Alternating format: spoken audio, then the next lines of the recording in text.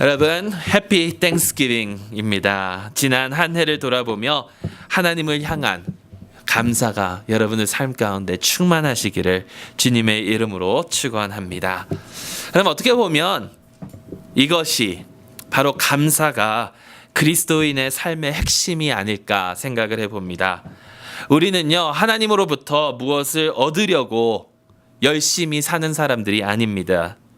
올바르게 살고 십계명을 지키고 그렇게 살아가면서 구원을 어떻게 하면 받으려고 노력하는 자들이 아닙니다. 우리는 그런 사람들이 아니라 하나님의 은혜로 말미암아 이미 구원을 받았고 또 그 은혜에 감사하는 마음으로 살아가는 사람들입니다. 하나님의 구원의 은혜를 이미 받았기 때문에 감사하는 마음으로 주님의 뜻을 따라 주님께서 원하시는 대로 주님의 계명을 쫓아 살아가는 사람들입니다. 그렇기 때문에 우리는 범사에 감사해야 합니다. 사도 바울은 데살로니가 전서에서 항상 기뻐하라, 쉬지 말고 기도하라, 범사에 감사하라라고 했습니다. 그러면서 이는 그리스도 예수 안에서 우리를 향하신 하나님의 뜻이라고 저에게 전하고 있습니다. 여러분, 범사에 감사, 범사에 감사. 무엇이 범사의 감사입니까? 범사의 감사는요, 범사의 감사라는 말입니다. 모든 일에 어떤 상황이든지 하나님께 감사하라는 것이죠. 내가 놓여 있는 지금 그 상황이 어떤지 간에 그것 때문에 감사하고 감사하지 않고 이런 것이 아니라 어떠한 상황에서든지 하나님께 늘 감사하라라는 것입니다. 여러분, 사람들은요, 지금 놓여 있는 상황이 좋으면, 지금 내가 하고 있는 일이 잘 되면 감사하고, 또 사업이 번창하면 감사하고, 자녀가 좋은 대학에 들어가면 감사하고, 또 건강하면 감사하고, 내가 부유해지면 감사하고, 물론 이런 것들은 충분히 감사의 조건들이 될 수가 있습니다. 그리고 우리의 삶이 그렇다면 당연히 하나님께 감사해야 하는 것입니다. 그런데 사업이 어렵고 자녀가 아무리 공부를 해도 학점이 나오지 않고 몸에 이상이 생기고 이럴 때에 과연 그럴 때는 어떻게 해야 하는가? 여러분, 그럴 때에도 그럼에도 불구하고 하나님께 감사할 수 있는 그런 삶이 바로 범사에 감사하는 삶이다라는 것입니다. 여러분, 하박국 선지자는 이렇게 이야기를 합니다. 하박국 3장 17절 18절 말씀에 비록 무화과 나무가 무성하지 못하며 포도나무에 열매가 없으며 감람나무에 소출이 없으며 밭에 먹을 것이 없으며 우리의 양이 없으며 외양간에 소가 없을지라도 나는 여호와로 말미암아 즐거워하며 나의 구원의 하나님으로 말미암아 기뻐하리로다. 여러분, 어떻게 이럴 수 있을까요? 정말 열매가 잘 맺히고 감람나무에 소출이 많아서 기름이 흘러 넘치고 우리의 양이 가득 넘쳐나면 하나님께 감사를 드릴 수 있는데, 이러한 안 좋은 것들이, 전혀 그렇지 못하는 것들이 겹친 그런 상황 속에서 어떻게 즐거워하고 기뻐할 수 있을까? 여러분, 하박국 선지자는 그 감사의 이유가 바로 여호와 하나님이라고 저에게 전하고 있습니다. 그는 자기의 상황이 아니라 여호와로 말미암아 즐거워하고 구원의 하나님으로 말미암아 기뻐하리로다라고 전하고 있습니다. 하박국 선지자는 여호와 하나님이 어떤 분이심을 정확히 알았고요, 또 자신이 그와 어떠한 관계에 있는지를 알던 그런 사람입니다. 여호와 하나님께서는 구원의 하나님이시기에 하박국은 그 하나님의 은혜로 말미암아 구원을 받은 존재이기를 확실히 알고 있었기 때문에, 그러니 어찌 감사하지 않고 기뻐하고 즐거워하지 않을까? 여러분, 비록 내가 놓여 있는 그런 상황이 어렵더라도 그 상황보다 더 큰 은혜를 선물로 받았으니 그 관계로 말미암아 감사할 수밖에 없다는 것입니다. 그리스도인들이 범사에 감사할 수 있는 그 이유는 바로 여호와 하나님께서 우리의 구원의 주이시기 때문이다라는 것입니다. 여러분, 빛과 소금 그 신문에 제가 컬럼에 나눴던 그런 이야기입니다. 인간을 보면 인간은 너무나도 하찮은 존재입니다. 어느 한국의 그 TV 쇼에 여러 그 박사들이 나와서 대화를 나누는 그런 것이 있는데 어느 한 박사가 행글라이딩을 패러글라이딩을 이렇게 갔다고 합니다. 그것을 딱 타면서 굉장히 두려움에 젖는데에도 그가 느낀 것은 무엇이냐면 정말 이 세상과 나를 비교해 보면 나는 아무것도 아니구나. 나는 아무것도 아니구나. 여러분 웬만한 사람이 이런 생각을 들으면 그 말을 하면 다른 사람들은 어떻게 들을지 모르겠지만 이 사람은 웬만한 사람이 아니거든요. 30대 후반인데 벌써 독일에서 또 한국에서는 카이스트에서 뇌의 그 박사로 굉장히 많이 알려져 있는 사람이고요. 독일 TV에서도 나오면서 정말 영향력 있는 그러한 젊은 사람인데 그 사람이 나는 정말 하찮은 존재이구나 이렇게 고백을 하는 것입니다. 그 높은 곳에서 내려다보면 저 높은 산들이 또 저 긴 강들이 흘러가는 그 모습을 보면 야 정말 나는 아무것도 아니구나 라는 생각이 자연적으로 든다고 합니다. 근데 여러분 그런 하찮은 우리를 하나님께서는 늘 생각하고 계신다라는 것입니다. 그리고 우리를 위하여 독생자 예수 그리스도를 이 땅에 보내셨다라는 것입니다. 여러분 시편 기자는 이렇게 고백을 하지요. 사람이 무엇이간데 주께서 그를 생각하시며 인자가 무엇이간데 주께서 그를 돌보시니까.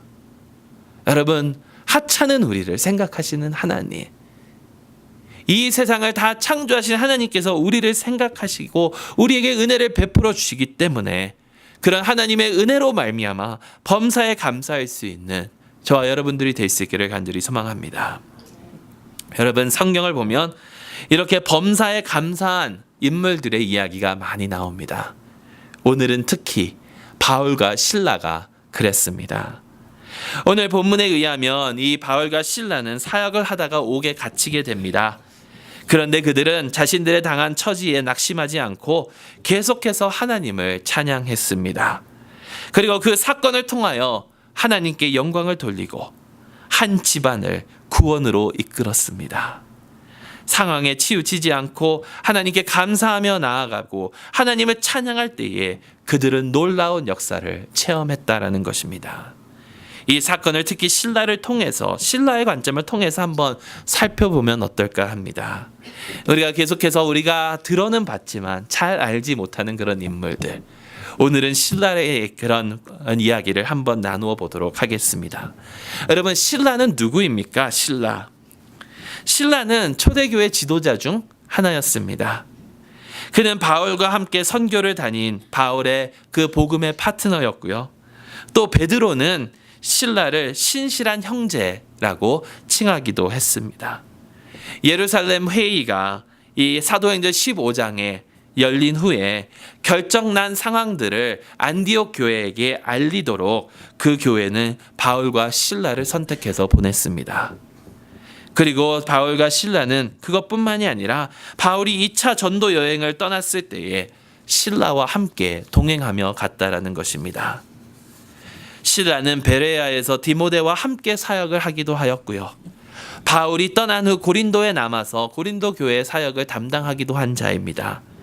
베드로와도 함께 동역을 하였고 그는 형제들을 권면하고 굳게 하는 자로 잘 알려져 있었던 교회의 지도자입니다.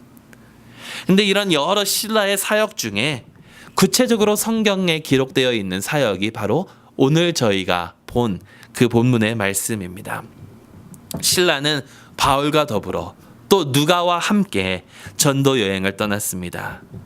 그들은 빌립보에 이르렀고 빌립보에서 루디아라는 여인을 만나 그 루디아에게 그 하나님의 말씀을 전했고요. 하나님께서는 루디아의 마음을 열어 그 집안이 다 하나님을 영접한 것, 예수님을 영접한 것뿐만이 아니라 세례를 받게 되고 그 집안을 본부로 하여서 빌립보에서 여러 사역들이 일어났다는 것입니다.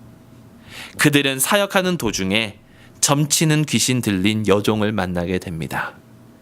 그 여종은 며칠간 이 사람들은 지극히 높은 하나님의 종으로서 구원의 길을 너희에게 전하는 자라 라고 외칩니다. 이렇게 외치니까 바울이 그것 때문에 바더가 돼서 그 귀신을 예수님의 이름으로 내쫓습니다. 귀신이 내쫓아지니까 이 여종의 주인들은 지금 여종들을 통해서 여종이 예언을 하니까 미래를 하니까 점을 치니까 그들을 통해서 돈을 벌어먹고 있었는데 이제 더 이상 돈을 벌 길이 없자 바울과 실라를 붙잡아 관리들에게 끌고 가고 그리고 바울과 실라는 매를 맞은 후에 옥에 갇히게 됩니다. 여러분, 여러분이 만약에 이런 상황에 처했으면 어떻게 반응하셨을까요? 얼마나 억울한 상황입니까? 바울과 실라는 사실 로마 시민권이 있는 자들로서 함부로 이렇게 처벌을 당하면 안 되는 신분입니다. 공평한 재판을 받을 수 있는 그런 권리가 있던 사람들입니다. 근데 그것뿐만이 아니라 하나님의 일을 하는 자들인데 왜 하나님께서는 바울과 실라에게 매를 맞게 하시고 옥살이를 하게 내버려 두셨을까? 그리고 좀 더 깊이 생각을 해보면요. 실라의 입장에서는 더 억울한 상황이 아닐까. 내가 귀신을 내쫓은 것도 아니고 바울이 내쫓았는데 바울만 잡혀가도 될 걸 나까지 잡혀서 매를 맞고 옥에 갇히게 되고 왜 나에게까지 이런 고통을 받았어야만 할까? 여러분, 여러분이라면 이런 상황 속에서 어떻게 반응하셨겠습니까? 근데 여러분, 바울과 실라는 어떻게 하셨는지 아십니까? 그들은 원망하지 않았습니다. 불평하지 않았습니다. 아니, 오히려 그들은 하나님께 기도하고 하나님을 찬양했습니다. 여기에 하나님께 찬송을 드렸다라고 하는데 여러분, 하나님께 찬송을 드리고 찬양하는 것을 다른 말로 하면 무엇인지 아십니까? 바로 감사드렸다라는 것입니다. 하나님께 찬양 드리는 것은 하나님께 감사를 드리는 것입니다. 그들은 불공평한 부당한 취급을 받았고 맞지 말았어야 할 매를 맞았고 감옥에 쇠고랑 차서 채워졌는데 그들은 그 상황 속에서 하나님께 감사를 드리고 있다라는 것입니다. 어떻게 이럴 수 있을까? 도대체 바울과 실라는 어떤 사람들이기 때문에 이렇게 어려운 상황 속에서도 부당한 처사 속에서도 하나님을 찬양할 수 있었을까?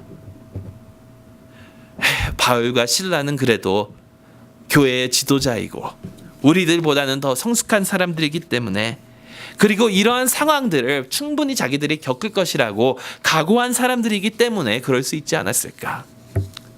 여러분, 저는 그거는 아닌 것 같습니다. 왜냐하면 아무리 성숙하고 아무리 각오를 했다 하더라도요, 힘든 건 힘든 것이거든요. 힘든 상황 속에서는 찬양과 감사의 소리가 나오기가 힘든 것이거든요.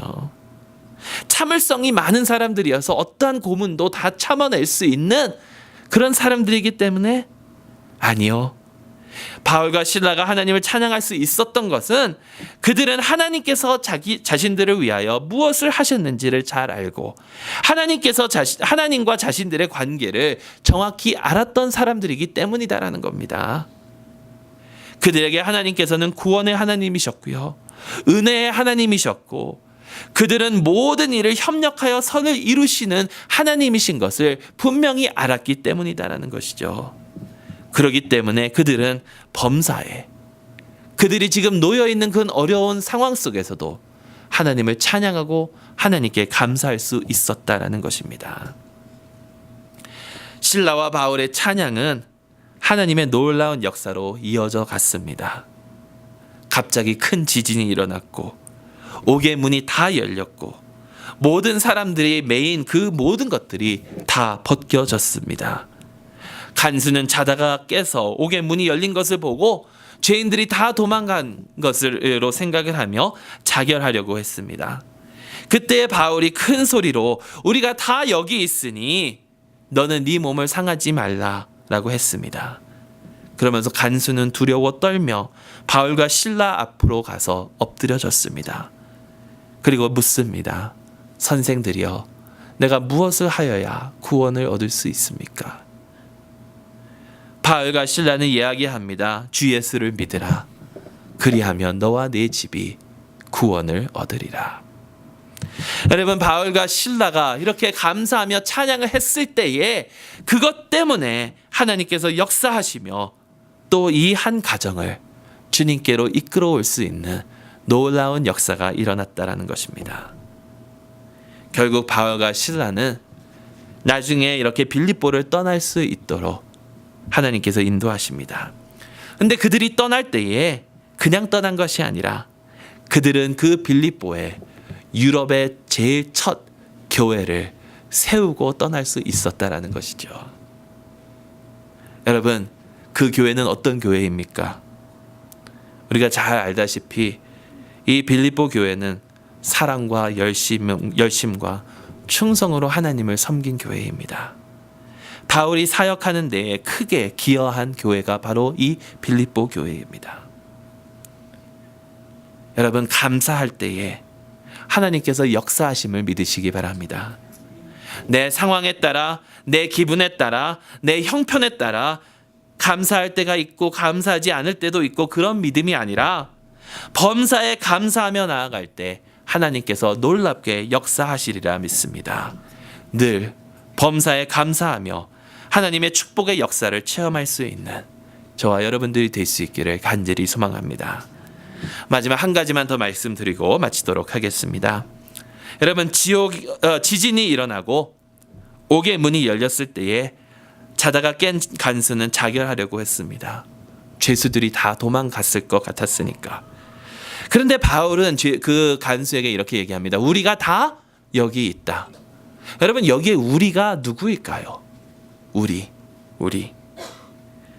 바울과 실라 뿐만이 아니라 모든 죄수들이 다 포함된다고 생각합니다. 여러분, 가만히 생각을 해보십시오. 예수님을 믿는 바울과 실라는 그렇다고 칩시다. 예수님을 믿으니까 아무리 감옥이 열렸어도 그곳에 남아 있었다고 칩시다. 다른 죄수들은 왜 남아 있었을까요?